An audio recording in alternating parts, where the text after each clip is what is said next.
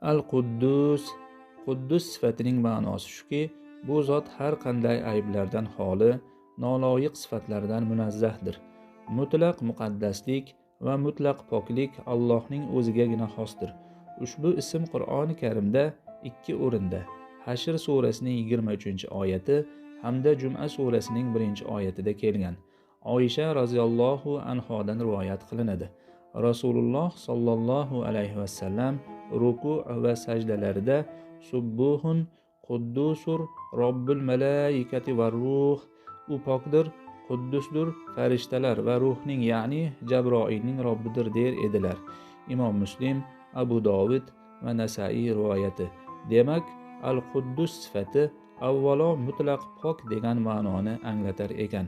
Biz Allohni muqaddas bilib poklaymiz, ulug'laymiz deganda nafslarimizni poklab, u zot tomon yuzlanishga tayyorgarlik ko'ramiz degan ma'noni iroda qilamiz. Insonning o'z nafsini poklab, maqomini Alloh tomon yuksaltirmog'i dunyodagi eng muhim ishlardandir.